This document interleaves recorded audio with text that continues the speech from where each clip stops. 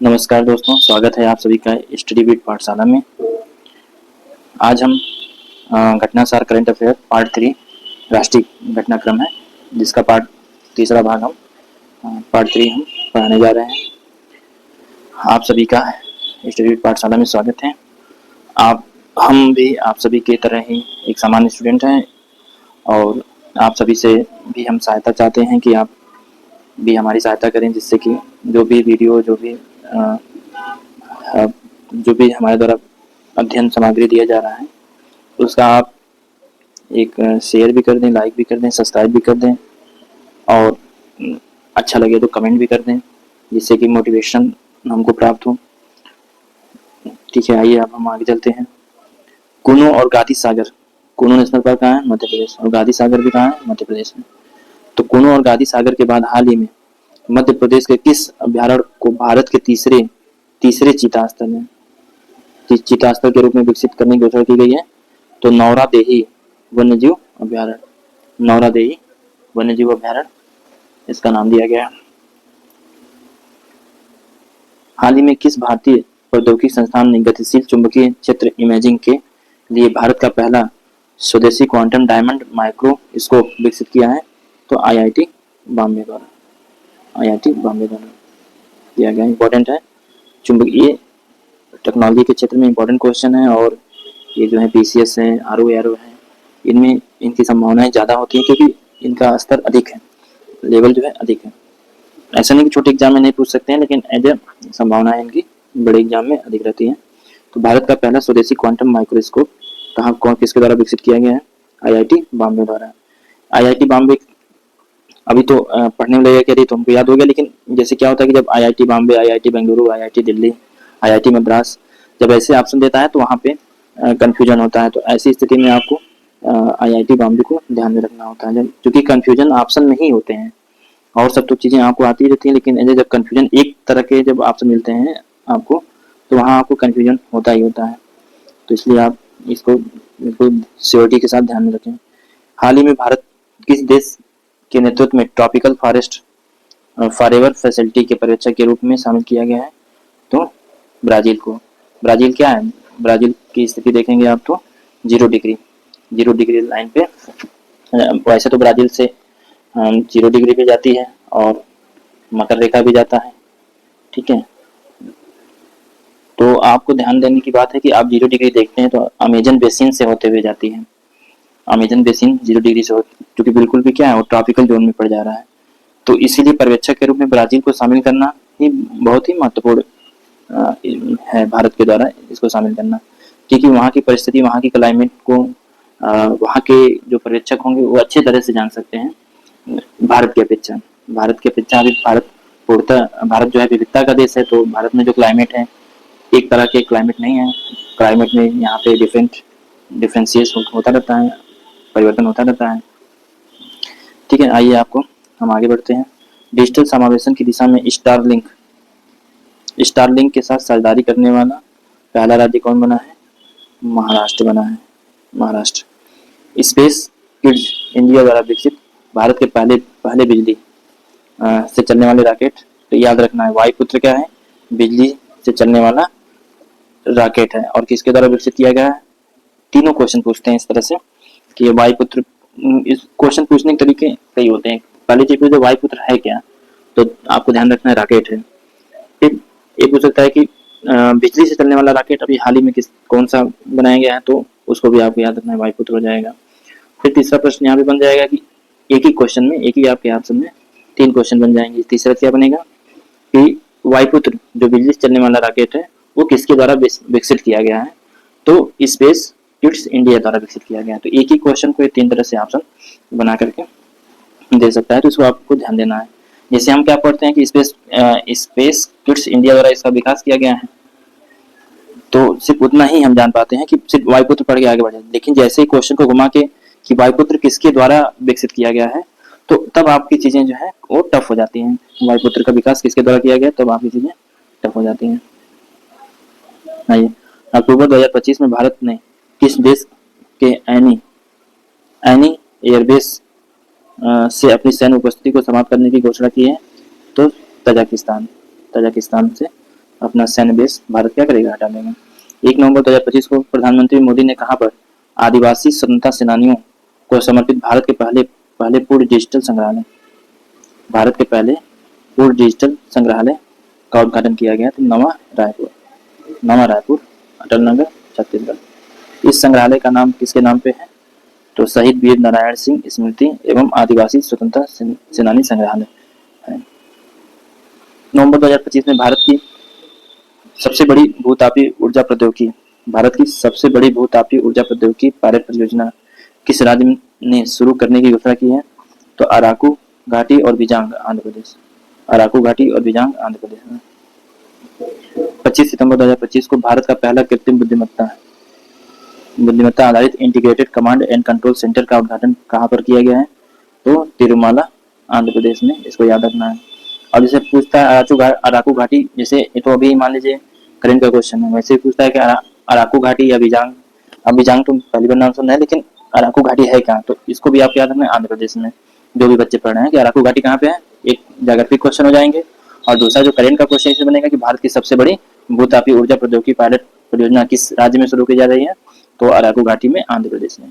तो इस तरह से दोनों ज्योग्राफी का भी पार्ट आपको याद रखना है, और उस तरह से दो तरीके से क्वेश्चन समझना है, जहाँ पे ज्योग्राफिकल है वहाँ पे उसको भी देखना है। अब जैसे तिरुमाला ही नाम आ जाए मैच करने के लिए, तो अब तिरुमाला ऐसा लगेगा कर्नाटक भी दे देगा ऑप्शन, तमिलनाडु भी देगा, आंध्र प्रदेश भी देगा, केरल भी देगा। जब ऑप्शन चारों एक तरह के होते हैं तो उसमें तिरुमाला आपको पता ही नहीं रहेगा कहाँ पे है, ठीक है। तो भारत का पहला कृत्रिम बुद्धिमत्ता आधारित integrated command and control centre का उद्घाटन कहाँ पर किया गया है? तिरुमाला आंध्र प्रदेश में।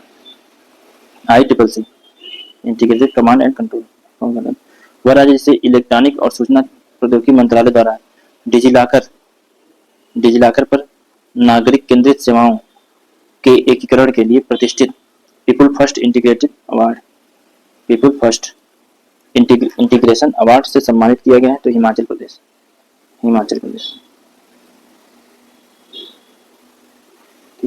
पीपल फर्स्ट इंटीग्रेशन अवार्ड किसे दिया गया है? हिमाचल प्रदेश से। किस क्षेत्र में दिया गया है? कि इलेक्ट्रॉनिक और सूचना प्रौद्योगिकी मंत्रालय द्वारा दिया गया है। किस मंत्रालय द्वारा दिया गया है, इसको याद रखना है। और डिजिलॉकर पर नागरिक केंद्र, जो डिजिलॉकर भारत सरकार द्वारा चलाया गया है, उस पे एकीकरण करने के लिए, जैसे सारे डाटा आपका एक जगह एक स्थान पे आ जाएंगे डिजिलॉकर में, तो उसको लेकर के हिमाचल प्रदेश ने इस पे काफी कार्य किए होंगे, तो इस कारण इनका नाम जो है रखा गया पीपल फर्स्ट। तब इसीलिए इनको प्रथम पुरस्कार दिया गया है, पीपल फर्स्ट इंटीग्रेशन अवार्ड। देश की आजादी से संबंधित किस गीत की रचना की 150वीं वर्षगांठ 7 नवंबर 2025 को मनाई गई? राष्ट्रीय गीत वंदे मातरम। देश की आजादी से संबंधित किस गीत की रचना की 150वीं, तो इम्पोर्टेंट है, महत्वपूर्ण है वंदे मातरम। अभी हाल ही में उत्तर प्रदेश सरकार भी इसको लेकर के वंदे मातरम को बढ़ावा दे रही है, और 24 जनवरी और 26 जनवरी तक इसका जो है महत्व जो है बढ़ेगा वंदे मातरम, क्योंकि एक वर्ष पूरा, मतलब 100 वर्ष 150वीं वर्षगांठ है, तो इसलिए इसको ध्यान में रखना है। ये महत्वपूर्ण क्वेश्चन है, ये आ जाएंगे। वैसे सभी लोग वंदे मातरम गाते गाते तक याद हो गया होगा, लेकिन 150वीं है कि 140वीं है कि 100वीं है, जब इस तरह की देगा कि किस जयंती में वंदे मातरम, मतलब जो वंदे मातरम की जो वर्षगांठ मनाई गई है, कौन सी वर्षगांठ मनाई गई है, तो जब ऑप्शन 150, 152, 153 या फिर 110 या 100, 125, 150, 175, इस तरह के जब ऑप्शन देंगे, तो आपको उसमें 150 को 150 को याद रखना है कि 150वीं है, ठीक है। 7 से 9 नवंबर 2025 को गुड़गांव हरियाणा में आयोजित 18वें urban mobility India conference and expo 2025 में किस शहर को सर्वश्रेष्ठ सार्वजनिक परिवहन प्रणाली पुरस्कार प्रदान किया गया? सर्वश्रेष्ठ सार्वजनिक परिवहन प्रणाली पुरस्कार प्रदान किया गया चेन्नई को किया गया है।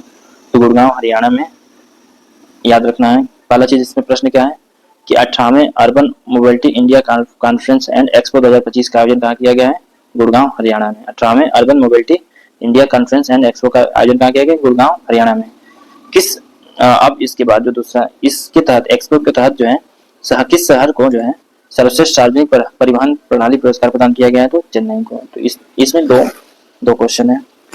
हाल ही में किस देश ने असम असम के प्रख्यात गायक की श्रद्धांजलि देते हुए एक द्वीप का नाम जुबिन गर्ग द्वीप रखा है। तो ये बहुत ही मोस्ट इम्पोर्टेंट है, मोस्ट इम्पोर्टेंट।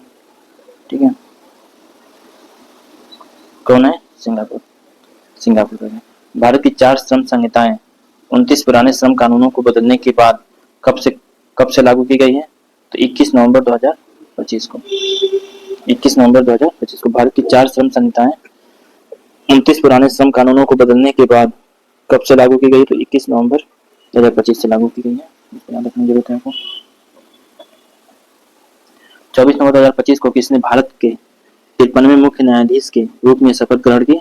तो जस्टिस सूर्यकांत ने। जस्टिस सूर्यकांत ने क्या किया है? 53वें मुख्य न्यायाधीश के रूप में शपथ ग्रहण की है। इनको याद रखना है। भारत ये इस जस्टिस सूर्यकांत याद रहेगा, लेकिन जब किस नंबर के हैं तो दे देगा 50, 50, 51, 52, 53। जब ऑप्शन देगा इस तरह से, जब ऑप्शन देता है तब वहां आपको ध्यान देने की बात होती है कि किस नंबर के हैं। जस्टिस सूर्यकांत को जी को सभी लोग जान जाएंगे, लेकिन जब किस नंबर के हैं तो उसको आपको यदि फोकस नहीं किए तो आपके आते हुए क्वेश्चन जो है क्या है, गलत हो जाएंगे। ऐसा लगेगा कि ये तो बहुत आसान क्वेश्चन था, लेकिन जब 93, 92 इस तरह के क्वेश्चन पूछेंगे तो उसमें आप जटिल हो जाएगा कुछ प्रश्न। किस राज्य में पाए जाने वाले अंबाजी सफेद संगमरमर? अंबाजी सफेद संगमरमर। जस्टिस सूर्यकांत किस नंबर पे है? 53 पे मुख्य न्यायाधीश। अंबाजी सफेद संगमरमर को हाल ही में जीआई टैग प्रदान किया गया है, कहाँ पे है? तो गुजरात में। ठीक है, अंबाजी सफेद संगमरमर। अब चूंकि सफेद संगमरमर जो है, अब देखिए यहाँ पे ऑप्शन क्या बनाएंगे आप? सफेद संगमरमर कहाँ है? राजस्थान में भी है, और इस ऐसा नाम है अंबाजी कि आपको लगेगा कि ये तो राजस्थान की चीजें हो सकती हैं, लेकिन इस पे आपको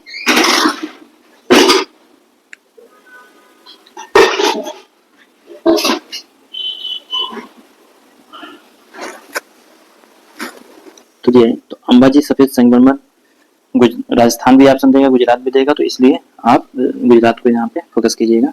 भारत नेट योजना को पूरे राज्य में लागू करने वाला देश का पहला राज्य नवंबर 2025 में बना। भारत नेट योजना को पूरे राज्य में लागू करने वाला देश का पहला राज्य, भारत नेट योजना को पूरे राज्य में लागू करने वाला देश का पहला राज्य पंजाब है। नवंबर 2025 में जारी एडेल give Hurun India philanthropy list 2025 में किसे भारत का सबसे बड़ा दानकर्ता घोषित किया गया है? किसे घोषित किया गया है? PSCL के संस्थापक शिव नादर को 2708 करोड़ रुपए इन्होंने क्या किया है? दान किया है। उद्योगपतियों के लोग विरोध करते हैं, लेकिन उद्योग क्या ही कहा जाए इस पे, लेकिन ठीक है, चलिए आगे।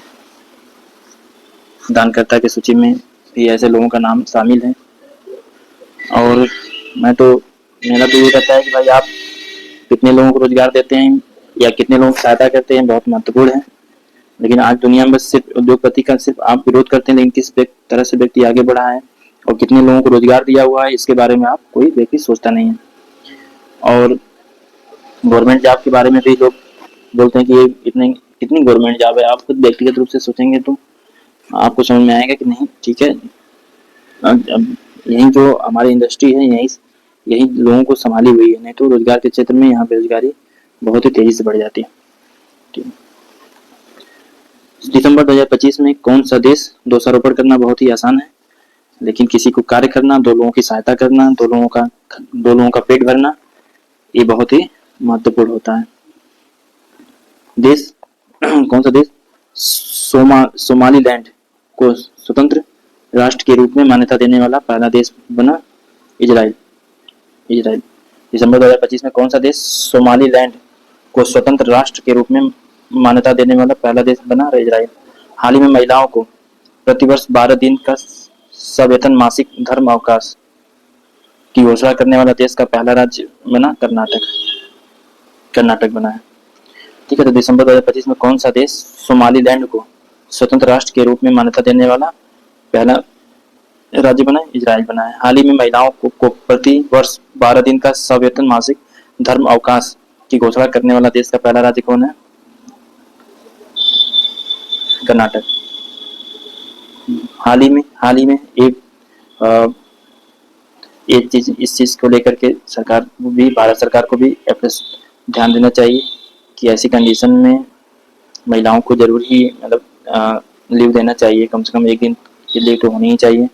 ठीक है, वार्षिक में क्योंकि 28 महीने का चक्र, 28 दिन का चक्र होता है, तो एक दिन तो आपको उस स्थिति में या उस कंडीशन को महिलाएं ही समझ सकती हैं, इसलिए या हम आप नहीं समझ सकते, या बच्चे या स्टूडेंट ये सब नहीं समझ सकते, लेकिन जो उस चीज पीड़ा से गुजरता है, उस दर्द से गुजरता है, उसको जानना चाहिए। और भारत सरकार को से भी मतलब मेरी प्रार्थना रहेगी कि उसको आगे बढ़ाएं।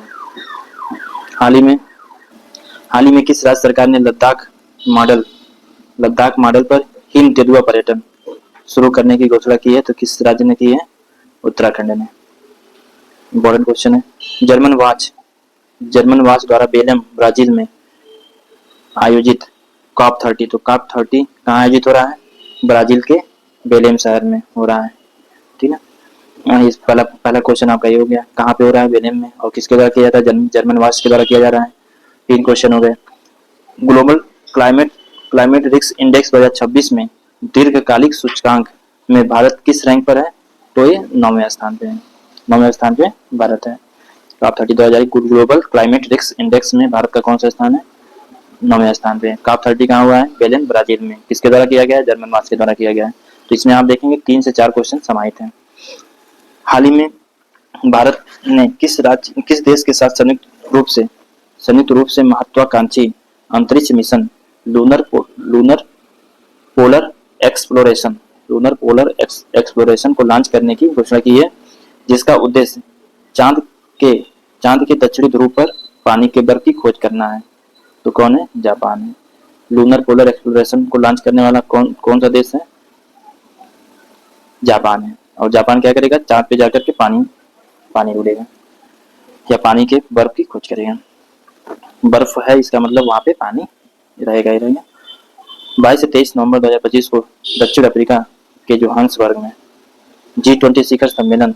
तो G20 शिखर सबसे इम्पोर्टेंट क्या है? एक तो डेट याद रखिए। आजकल क्या है कि प्रश्न डेट भी पूछ ले रहा है, किस नवंबर को हुआ था। एज ए PCS RO के जो प्रीवियस क्वेश्चन हुए उनमें आप देख सकते हैं कि डेट, मंथ वाइज डेट भी पूछा है कि किस मंथ में हुआ है, और डेट भी कब पूछा है। तो इसको भी आप फोकस करिए, क्योंकि घटना सार जो है वो बड़े एग्जाम के लिए भी महत्वपूर्ण है। तो इसलिए इसको हल्के में मत लीजिए आप, मत और अच्छे से अध्ययन करिए। 22-23 नवंबर 2025 को दक्षिण अफ्रीका के जोहान्सबर्ग में संपन्न G20 शिखर सम्मेलन। तो G20 शिखर सम्मेलन कहाँ हुआ था? जोहान्सबर्ग में। ठीक है। भारतीय प्रधानमंत्री मोदी ने आतंकवाद और ड्रग तस्करी के नेक्सस को समाप्त करने के लिए किस वैश्विक अभियान को शुरू करने का प्रस्ताव रखा है? G20 initiative on countering the drug and terror nexus. हाल ही क्या नाम है इसका? G20 initiative on countering the drug terror nexus. हाल ही में जारी time out city life index, time out city life index 2025 के अनुसार एशिया का सबसे खुशहाल शहर किसे घोषित किया गया है? ये ही मुंबई को एशिया का सबसे खुशहाल शहर घोषित किया गया है। इसको याद रखना है। भारत के सहयोग से निर्मित हनीमाथु अंतर्राष्ट्रीय हवाई अड्डा। तो सबसे पहले आपको याद रखना है कि हनीमाथु अंतर्राष्ट्रीय हवाई अड्डा, आप पहली बार नाम सुन रहे होंगे, और ये है कहाँ पे? भारत सरकार के द्वारा विकसित किया जा रहा है, मालदीव में है। तो ये मालदीव के साथ इतना विवाद हुआ है, इसलिए आप इस चीज को बिल्कुल फोकस करके याद रखिए कि हनीमाथु अंतर्राष्ट्रीय हवाई अड्डा कहाँ पे है? मालदीव में। 31 अक्टूबर 2025 को 31 अक्टूबर को क्या मनाया जाता है? विश्व एकता दिवस। किसकी जयंती मनाया जाता है? सरदार पटेल जी की जयंती मनाया जाता है को विश्व नगर दिवस के अवसर पर। तो इस दिन और क्या मनाया जा रहा है? विश्व नगर दिवस के अवसर पर उज्बेकिस्तान के समरकंद में यूनेस्को के 43वें महाधिवेशन में। तो पहली चीज ये देखना है कि समरकंद कहाँ है? उज्बेकिस्तान में। यहाँ पे क्या हुआ है? जो यूनेस्को का 43वां महाधिवेशन हुआ है वो कहाँ पे हुआ है? उज्बेकिस्तान के समरकंद में। और 31 अक्टूबर को क्या मनाया जाता है? विश्व नगर दिवस के अवसर पर उज्बेकिस्तान के समरकंद में यूनेस्को के 43वें महाधिवेशन में भारत के किस शहर को पाक कला पाक कला के सृजनशील शहर का दर्जा दिया गया है? तो लखनऊ को। ये महत्वपूर्ण है, उत्तर प्रदेश के लिए भी महत्वपूर्ण और एक इम्पोर्टेंट क्वेश्चन है, इसको याद रखिए। तो इसमें देखिए कई क्वेश्चन हैं। पहली चीज, विश्व नगर दिवस कब मनाया जा रहा है? 31 अक्टूबर को। दूसरा क्वेश्चन है कि यूनेस्को का 43वां महाधिवेशन कहाँ हुआ था? उज्बेकिस्तान के समरकंद में। और इस महाधिवेशन में भारत के किस शहर को पाक कला की सृजनशील का दर्जा दिया गया है? तो लखनऊ को दिया गया। तो 3 प्रश्न है इसमें और तीनों महत्वपूर्ण है। अक्टूबर 2025 में जारी अंतर्राष्ट्रीय प्रकृति संरक्षण संघ IUCN, international union conservation of nature, की नवीनतम समीक्षा रिपोर्ट के में किस भारतीय विश्व धरोहर स्थल को जैव विविधता की स्थिति, प्रबंधन की गुणवत्ता, जलवायु परिवर्तन के प्रति लचीलेपन के कारण अच्छा वुड की श्रेणी में शामिल किया गया है? तो खंग चेंड जोंगा राष्ट्रीय उद्यान कहाँ पे है? सिक्किम में है। अब ये जो राष्ट्रीय उद्यान अब पूछा, अब इस राष्ट्रीय उद्यान को एज हमको जो विश्वास है कि बहुत ही कम बच्चे जानते होंगे कि ये राष्ट्रीय उद्यान का नाम सुने होंगे। तो ऐसे राष्ट्रीय उद्यान, एक तो पहली चीज क्या है कि एक करंट से संबंधित हो गया, ठीक है, कि अंतर्राष्ट्रीय प्रकृति IUCN द्वारा किस जैव विविधता स्थल को हाल ही में उसके जैव विविधता की स्थिति, प्रबंधन की गुणवत्ता और जलवायु परिवर्तन के प्रति लचीलेपन के कारण अच्छा गुड की श्रेणी में शामिल किया गया है। तो एक तो इस तरह से आप नाम याद रख सकते हैं, खंग चेंड जोंगा राष्ट्रीय उद्यान। दूसरा आप जागृति के दृष्टि से याद रख सकते हैं कि खंग चेंड जोंगा राष्ट्रीय उद्यान कहाँ पे है? तो सिक्किम में है। 2 प्रश्न है, ठीक है, 2 प्रश्न है इसमें।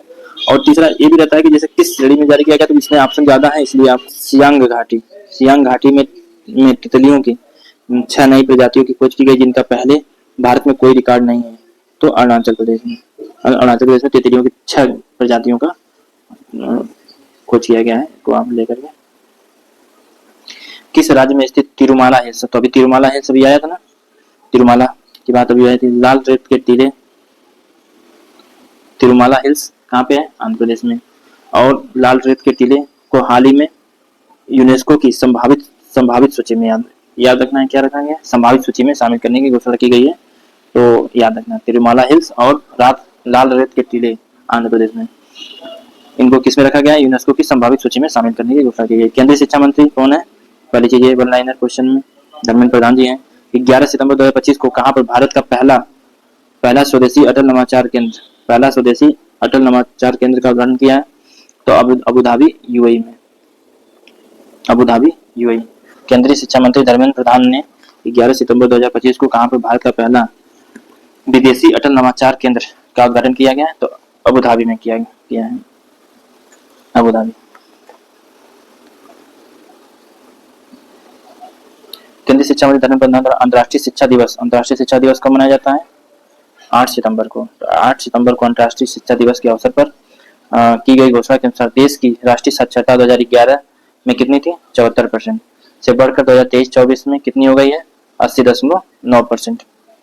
तो इसको मोस्ट इम्पोर्टेंट है, आरओ मुख्य परीक्षा के लिए मोस्ट इम्पोर्टेंट क्वेश्चन है, इसको याद रखिएगा।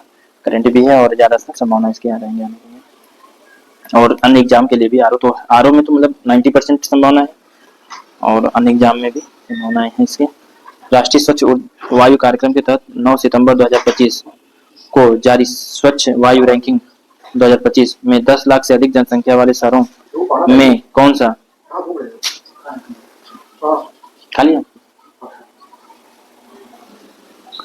राष्ट्रीय स्वच्छ ऊर्जा कार्यक्रम के तहत 9 सितंबर 2025 को जारी स्वच्छ वायु रैंकिंग 2025 में 10 लाख से अधिक जनसंख्या वाले शहरों में कौन शीर्ष स्थान पर रहा? तो इंदौर को आप देखते हैं कि आप हमेशा पहले स्थान पे ही रहता है, कभी सूरत कभी इंदौर, कभी सूरत कभी इंदौर, तो इन दोनों में कंपटीशन रहता है, कभी ये आगे कभी वो आगे। अगस्त 2025 में भारत सरकार के जनजातीय कार्य मंत्रालय ने किस नाम से भारत का पहला AI संचालित जनजातीय भाषाओं का अनुवादक लॉन्च किया है? तो क्या नाम है इसका? आदिवाणी। तो भारत सरकार की जनजाति किसके द्वारा लॉन्च किया गया है? जनजातीय कार्य मंत्रालय द्वारा किया गया है, ठीक है। एक चीज याद रखना है आपको, पहली चीज कि किस मंत्रालय द्वारा किया गया है। दूसरा जो रखना है भारत का पहला AI संचालित जनजातीय भाषाओं का अनुवादक, क्या नाम है इसका? आदिवाणी। अंतर्राष्ट्रीय साक्षरता दिवस कब मनाया जाता है? 8 सितंबर को मनाया जाता है। पर किस राज्य ने देश का चौथा पूर्ण साक्षर राज्य बनने की घोषणा की है? तो हिमाचल प्रदेश ने घोषणा की है। पहला किसने किया था? इसको कमेंट में बताइए आप। 30 अगस्त 2025 को रक्षा मंत्री, हाँ हेलो, हाँ आप हैं? मैं रूम पे, क्या वो बात ठीक नहीं? मैसेज डाल दिए थे, सीन हुआ है लेकिन रिप्लाई नहीं आया था। 2025 को रक्षा मंत्री राजनाथ सिंह ने कहां पर राफेल फाइबर प्राइवेट लिमिटेड द्वारा निर्मित देश की सबसे बड़ी एयरो इंजन प्रशिक्षण केंद्र का उद्घाटन किया गया है? कहाँ किया है? नोएडा उत्तर प्रदेश में। कहाँ किया है? इसका नाम क्या है? Raphe M Phibr private limited द्वारा निर्मित देश की, तो ये पहला चीज आपको याद रखना है कि किसके द्वारा किया जा रहा है। तो Raphe M Phibr private limited द्वारा क्या निर्मित किया जा रहा है? देश की सबसे बड़ी एयरो इंजन प्रशिक्षण केंद्र, देश की सबसे बड़ी एयरो प्रशिक्षण केंद्र का उद्घाटन किया जा रहा है। और कहाँ पे किया जा रहा है? नोएडा उत्तर प्रदेश में। तो ये बहुत ही महत्वपूर्ण है, आप इसको ध्यान में रखें। 4 सितंबर 2025 को भूटान के प्रधानमंत्री तत्सरिंग तोब्गे भूटान के प्रधानमंत्री तत्सरिंग तोब्गे ने भारत में कहां पर पारंपरिक बौद्ध अनुष्ठानों के साथ रॉयल भूटान बौद्ध मंदिर का उद्घाटन किया? तो Rajgir Nalanda Bihar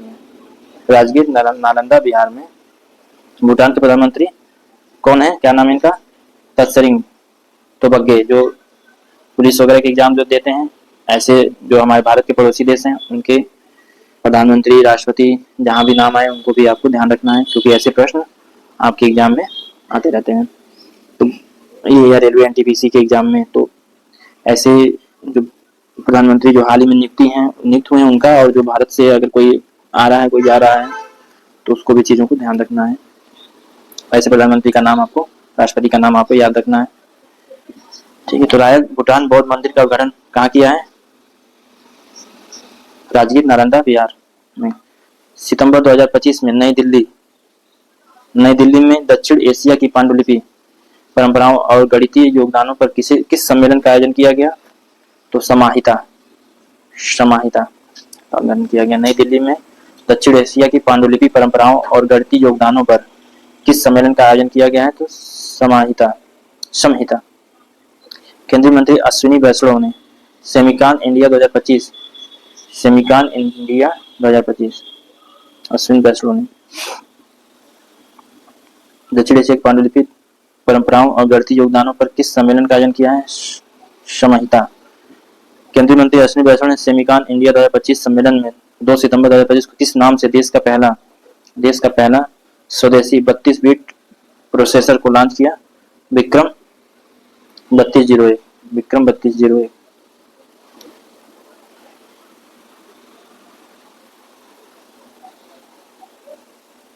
32 bit processor launch किया। देश का पहला स्वदेशी 32 बिट प्रोसेसर लॉन्च किया गया कहाँ पे? विक्रम 3201। सितंबर 2025 में भारत में संयुक्त राष्ट्र जनसंख्या UNFPA कोष ने लैंगिक समानता के लिए किस बॉलीवुड अभिनेत्री को मानद राजदूत नियुक्त किया गया? तो कृति सेनन को। संयुक्त राष्ट्र जनसंख्या UNFPA कोष ने लैंगिक समानता के लिए किस बॉलीवुड अभिनेत्री को मानद राजदूत नियुक्त किया है? कृति सेनन को। 4 सितंबर 2025 को शिक्षा मंत्रालय की ओर से जारी नेशनल इंस्टीट्यूट रैंकिंग फ्रेमवर्क सूची में ओवरऑल श्रेणी में किसे भारत का शीर्ष स्थान घोषित किया गया? तो IIT मद्रास। 2 सितंबर 2025 को भारत का पहला गिद्ध संरक्षण पोर्टल असम में इस नाम से लॉन्च किया गया है? तो द वल्चर नेटवर्क। भारत का पहला गिद्ध संरक्षण पोर्टल असम में किस नाम से लॉन्च किया गया है? The vulture network. 30 अगस्त